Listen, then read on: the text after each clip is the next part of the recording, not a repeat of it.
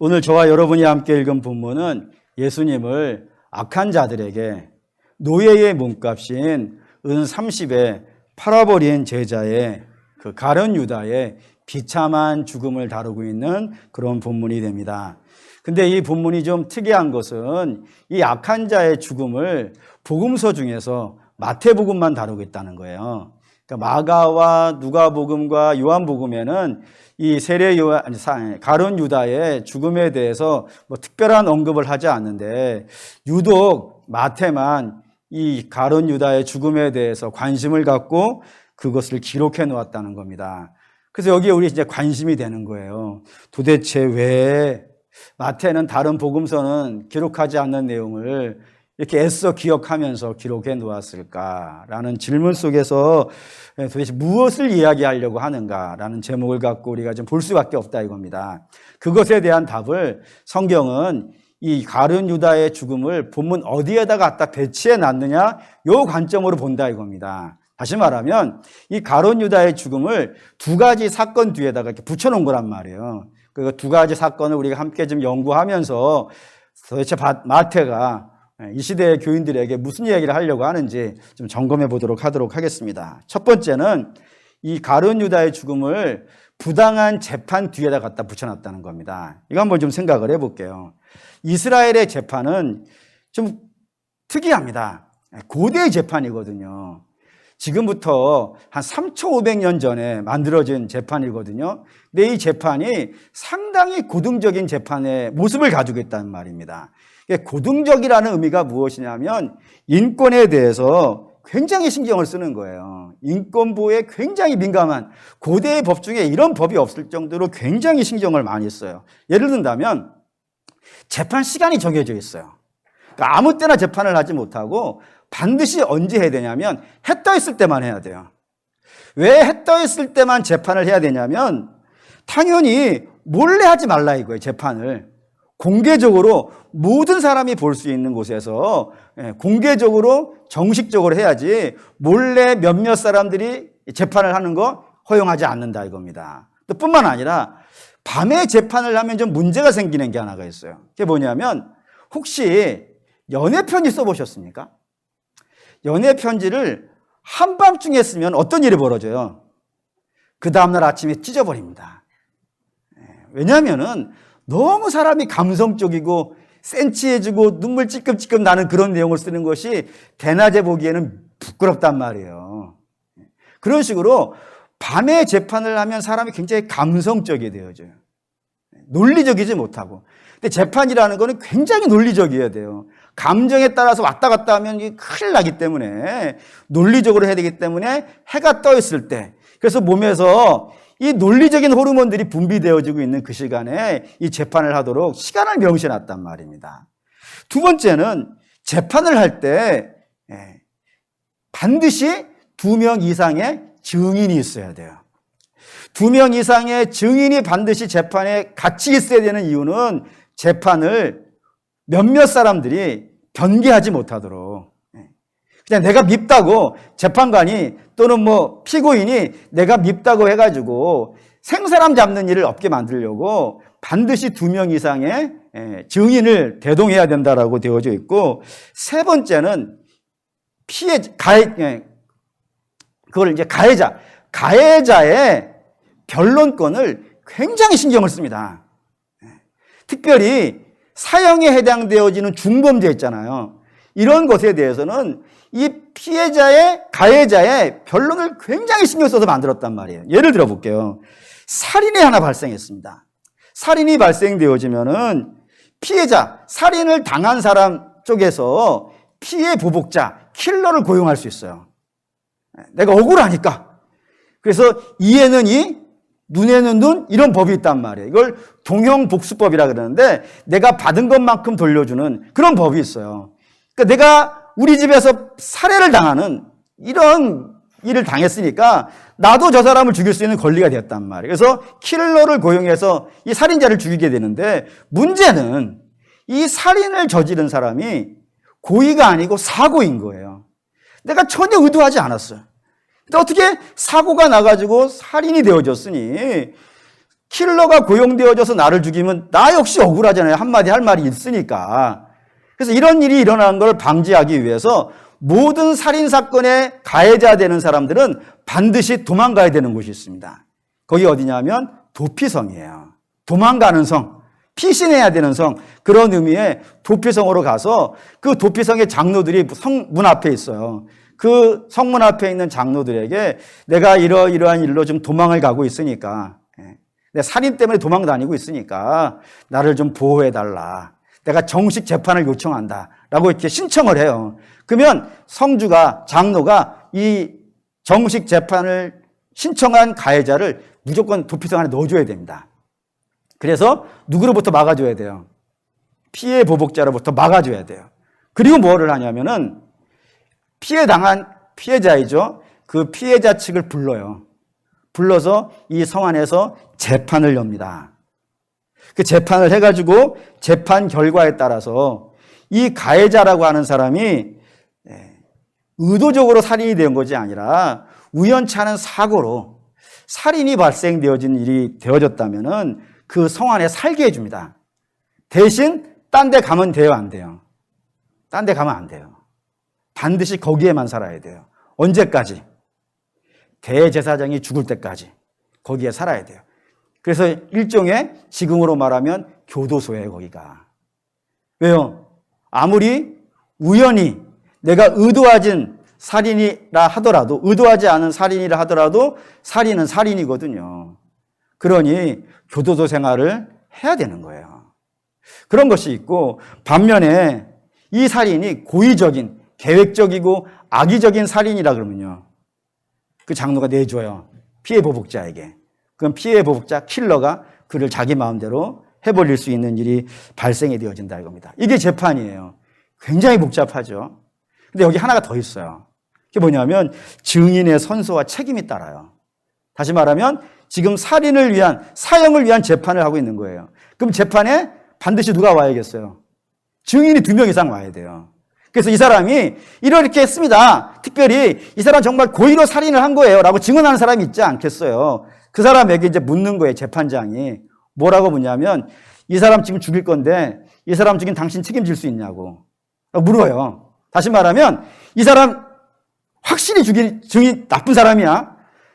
확실히 이 사람 정말 살인을 저지른 사람이야. 그러니 이 사람 내가 죽일 거예요, 지금. 그런데 만에 하나라도 이 사람이 살인자가 아니고 당신이 거짓 증언해가지고 이 사람이 죽게 되어진다 그러면 이 사람의 죽음에 대해서 누가 책임져야 된다고요?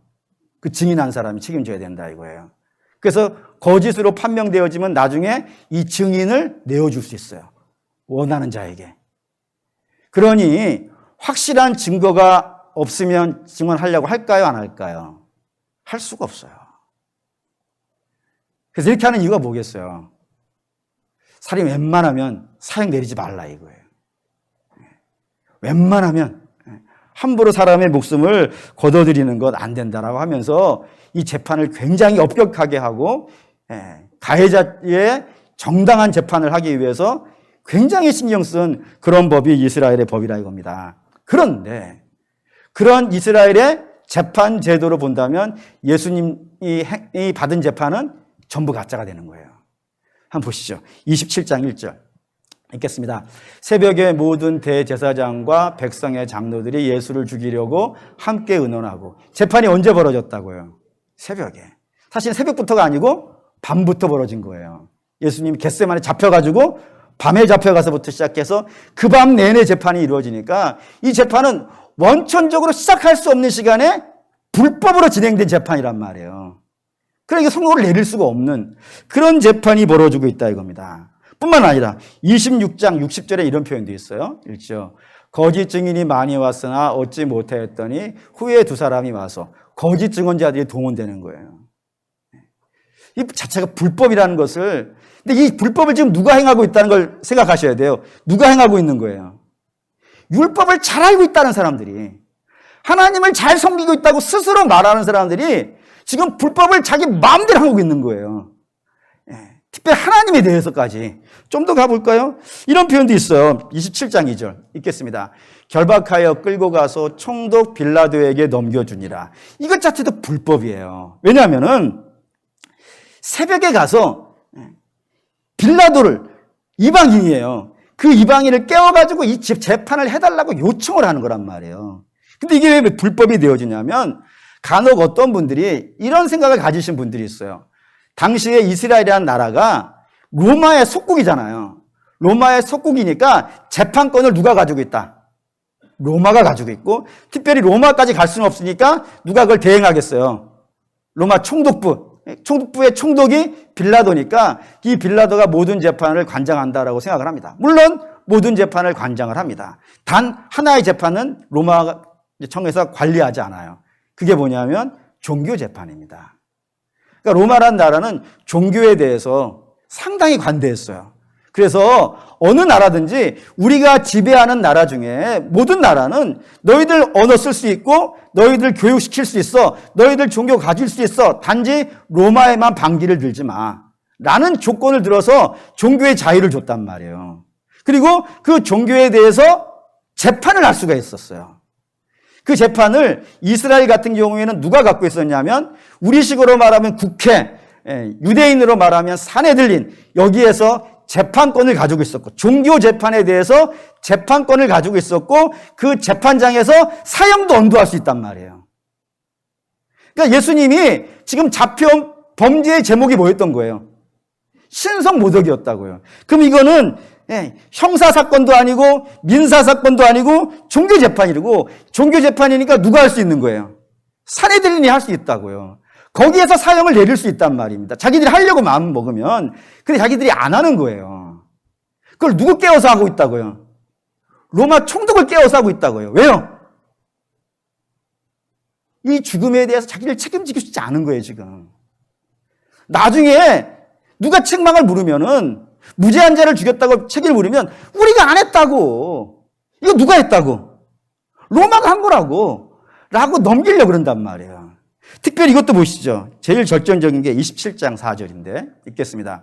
이르되 내가 무죄한 피를 팔고 죄를 범하였도다 하니 그들이 이르되 그것이 우리에게 무슨 상관이냐, 내가 당하라 하기를. 여기 이제 유다와 당시의 대제사장과 장로의 대화가 등장했어요. 여기에 예수를 판 자 유다가 뭐라 그랬다고요?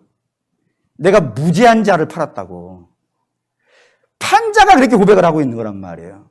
근데 당시에 대제사장과 장로들이 뭐라고 얘기했냐면 이건 나하고 상관없다 그런 거예요. 아까 분명 우리가 확인했어요. 유대에서 재판이 벌어지려면 반드시 증인 두 사람이 와야 되고 그 증인 두 사람은 사형에 해당되어지는 증언을 했을 경우에는 자기가 그 죽음에 대해서 책임을 져야 이 재판이 된단 말이에요. 근데 이 재판에 증인이라고 말하는 사람들이 전부 다 뭐라 그러는 거예요? 나는 관계없다 그러는 거예요. 왜 그럴까요? 이유는 하나밖에 없어요. 예수님이 죄인이다, 죄인이 아니다. 죄인이 아니다는 얘기를 하고 싶은 거예요. 그래서 이 유다의 죽음도 마찬가지라 이겁니다. 유다 왜 죽은 거예요? 왜 자살을 한 거예요? 죄책감 때문이라. 왜 죄책감을 가졌을까요? 무죄한 죄를 죄인이라고 몰아가지고 사형을 언도받게 했으니까 그 죄책감 때문에 자살을 했다는 겁니다. 다시 말하면 이거 다 모아보면 마태가 하고 싶은 첫 번째 의도는 분명해요. 예수님을, 죄 없는 예수님을 누가 죽였다? 율법을 가지고 있는 너희들이 죽였다 이거예요. 율법을 갖고 있다라고 얘기하고 율법을 시행한다라고 하고 누구보다도 율법을 잘한다고 말하는 너희가 죽였다라는 사실을, 여기에서 무죄한 자를 죽였다는 사실을 분명히 명시하기 위해서 이 일을 했다 이겁니다. 이 첫 번째이고, 두 번째가 이제 그거를 전제로 해서 다음 이야기를 해요. 그게 뭐냐면 유다의 죽음을 무슨 사건과 연결하고 있냐면 베드로의 부인 사건과 연결시키고 있다는 걸 보셔야 돼요. 이걸 이렇게 보셔야 됩니다.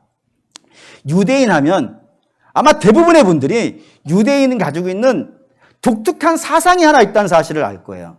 모든 민족에게는 없는데, 물론 비슷한 모습으로는 있지만 유대인 같은 모습으로는 없고 오직 유대인만 가지고 있는 독특한 사상이 하나가 있습니다. 그게 뭐냐면 선민 사상이에요.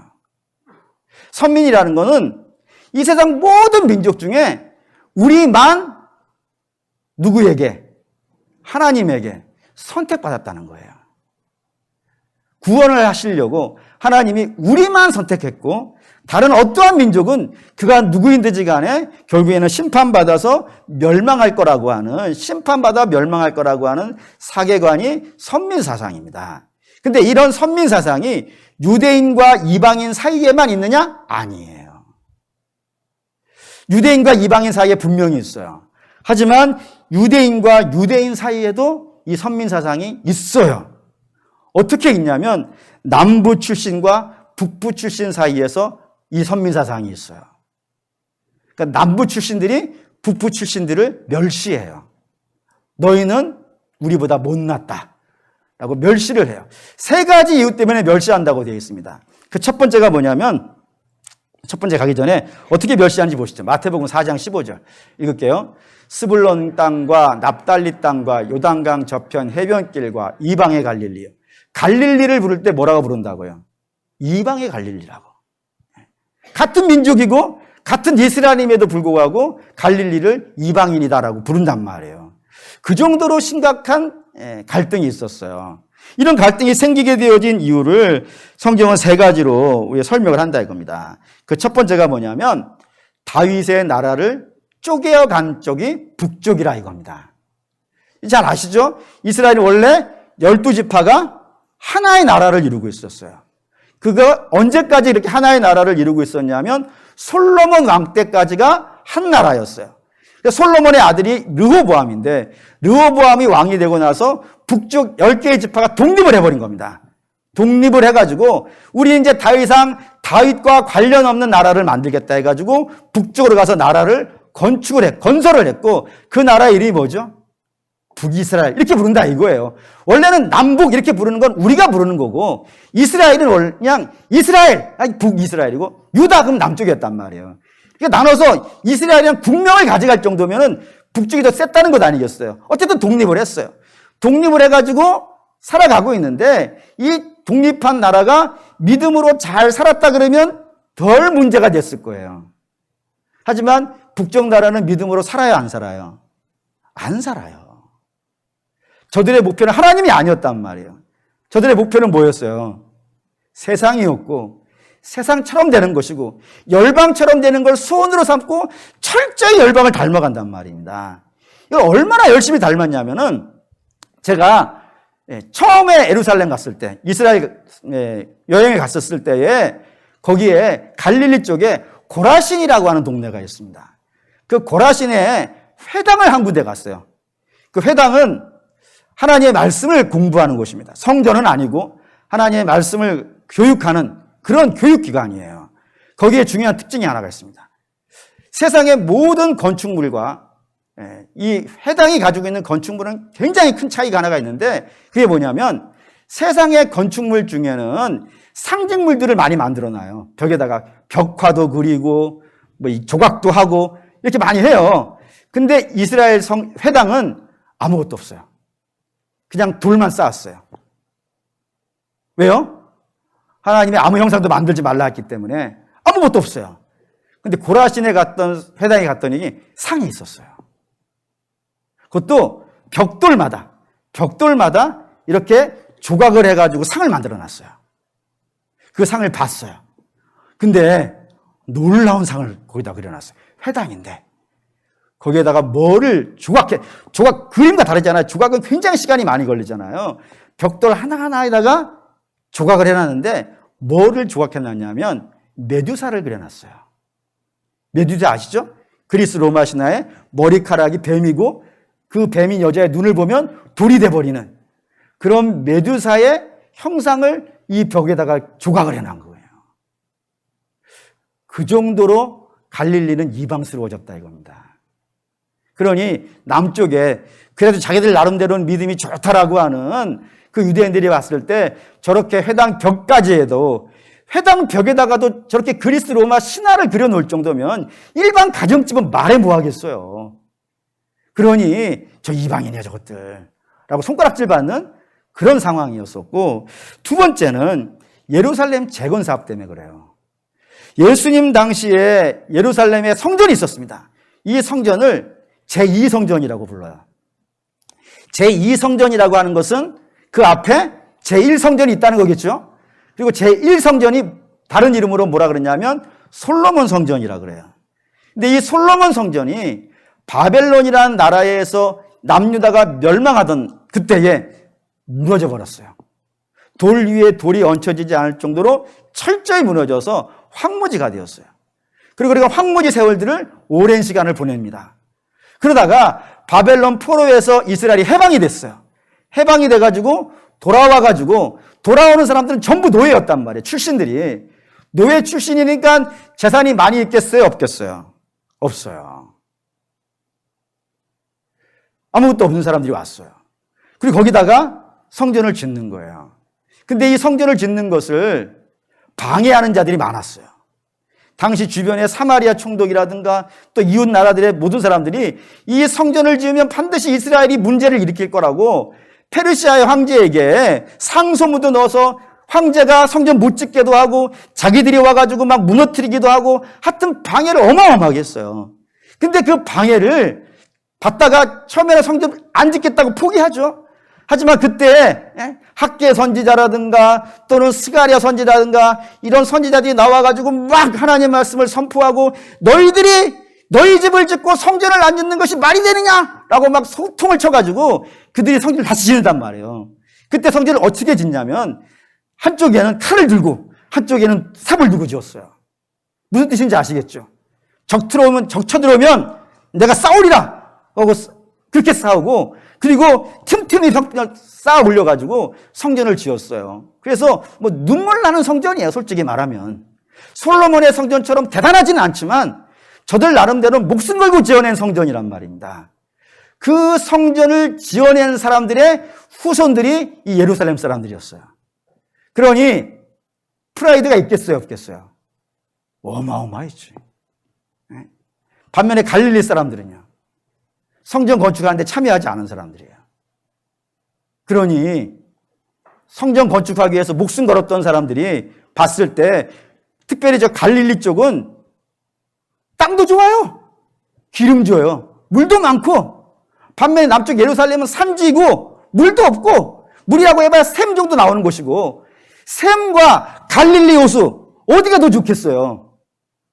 북쪽이 훨씬 좋아요. 말할 것도 없이 좋아요. 갈릴리 언덕 위에 올라가가지고 갈릴리 지역 쫙 바라보면요. 우리나라보다 숲이 더 많아요. 어마어마해요. 그런 좋은 곳에서 너희는 편하게 살았지 우리는 목숨 걸고 성전 지은 사람들이야. 그게 너희하고 우리하고 수준이 달라. 라는 생각을 갖고 있었기 때문에 천대를 했고 마지막 세 번째는 율법에 정통했거든요. 이들이 얼마나 율법에 정통했는지 갈릴리 사람들이 이렇게 불렀어요. 사도행전 4장 13절 읽겠습니다. 그들이 베드로와 요한이 담대하게 말함을 보고 그들을 본래 학문 없는 범인으로 알았다가 이상히 여기며 또 전에 예수와 함께 있던 자인 줄을 알고. 베드로와 요한이 대표적인 갈릴리 사람들이에요. 그 사람들을 부를 때 뭐라고 불렀다고요? 학문 없는 사람들. 베드로와 요한 자체가 학교를 다녔는지 안 다녔는지 이 사람들이 어떻게 알겠어요? 단지 뭐만 알고 있는 거예요. 저 갈릴리 사람들이에요. 저 갈릴리 사람들, 학문 없는 사람들. 여기서 학문은 율법이거든요. 하나님 말씀도 직불도 모르는 사람들. 이렇게 바라본단 말이에요. 그러니 얼마나 천대했는지를 감이 오실 거예요. 그래서 남부 유대인들이 바라봤을 때 북부 유대인들은 사마리아 사람보단 나아. 왜? 사마리아 사람은 혼혈아야. 혈통에 문제가 있어. 그러니 저 사람들은 우리랑 다른 민족이야 하고 아예 제껴버린 것이고 북부 갈릴리 사람들은 저 사람들은 혈통은 우리 혈통 맞아. 하지만 우리하고 수준은 안 맞아. 저들은 멸시와 천대를 받아야 되는 그런 사람들이고 우리는 고고한 학자들이야. 우리는 선비고 쟤네들은 쌍놈이야. 이런 개념으로 보고 있는 것이 이 남부와 북부의 갈등이라 이겁니다. 근데 이 갈등이 예수님이 공동체에 있었을까요? 없었을까요? 있다 이거예요. 어떻게 있냐면 예수님의 제자가 몇 명이죠? 12명이에요. 그 중에 딱 한 사람만 남부 출신이에요.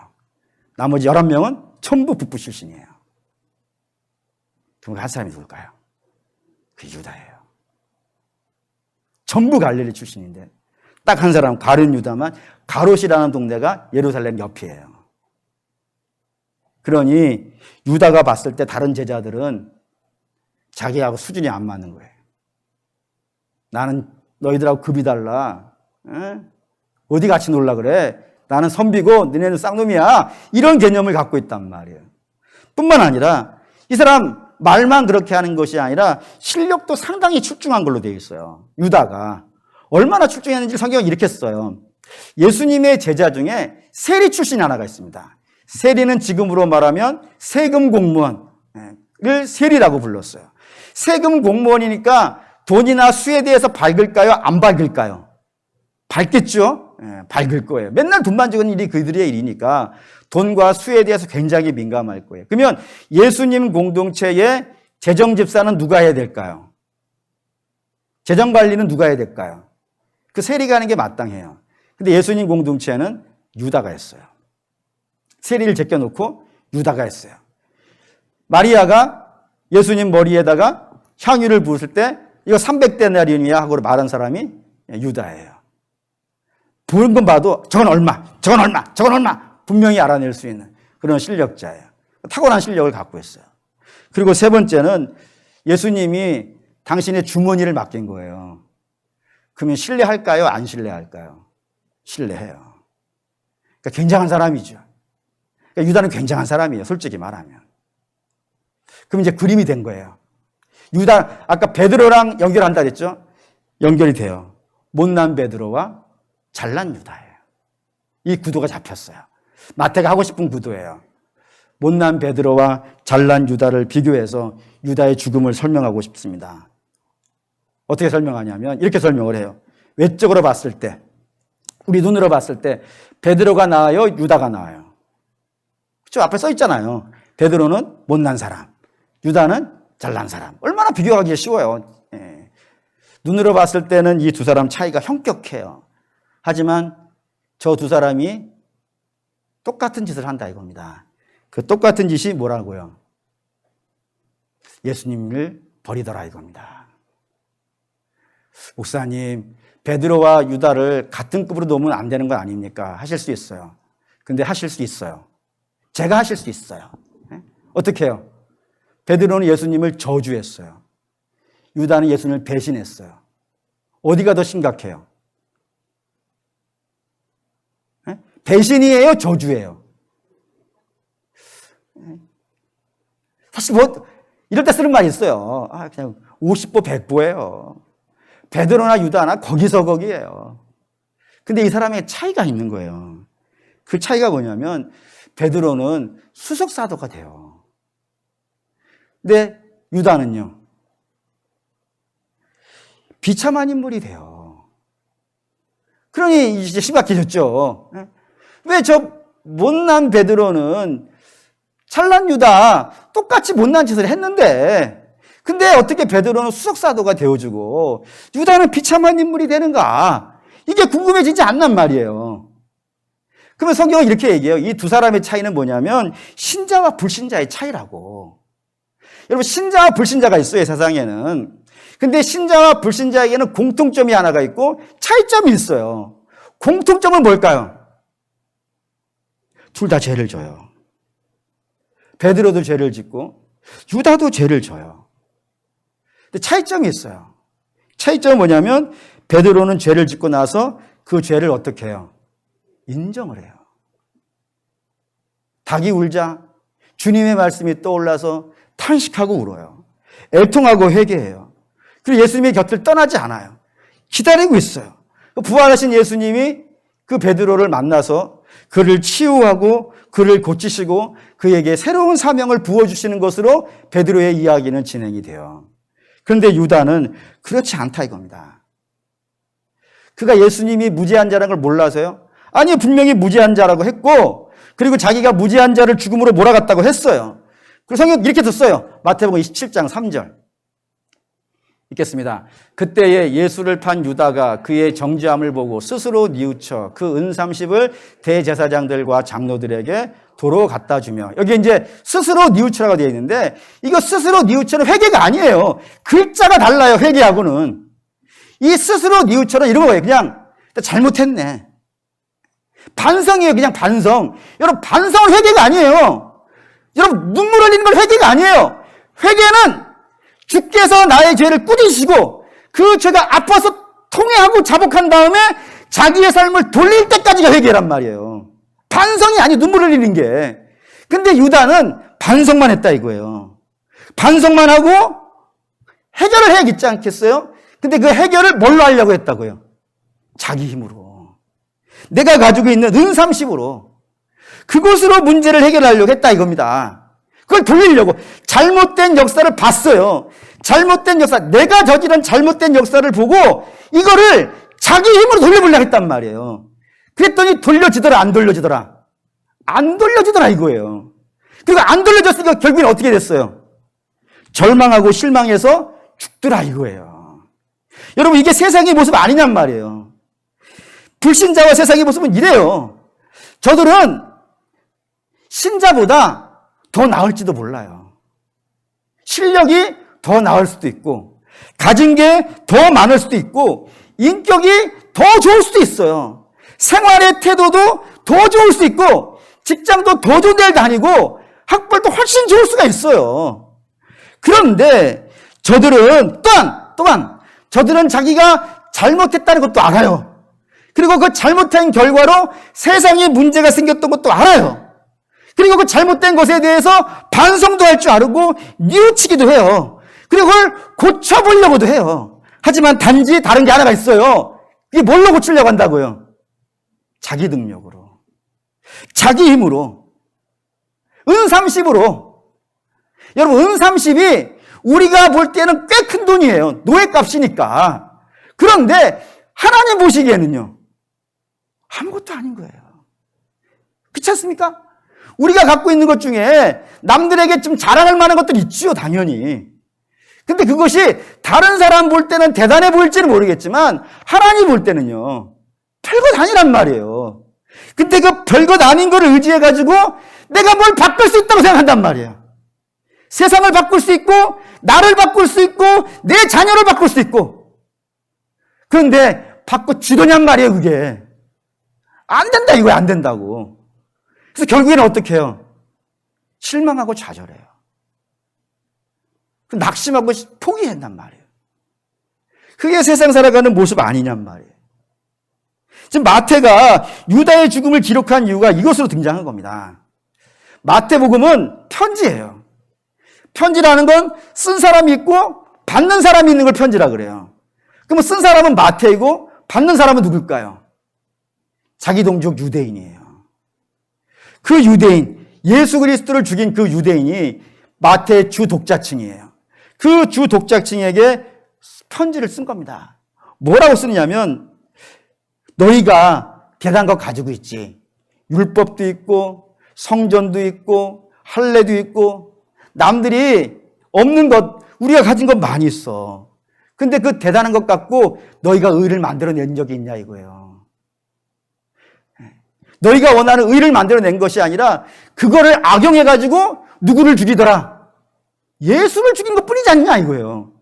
그것도 죄 있는 예수가 아니고 무죄한 예수를 죽이지 않냐. 하나님의 율법을 바꿔가지고 너희들 마음대로 율법을 막 뒤집어 써가지고 하나님을 죽이지 않냐. 그게 너희 수준 아니냐.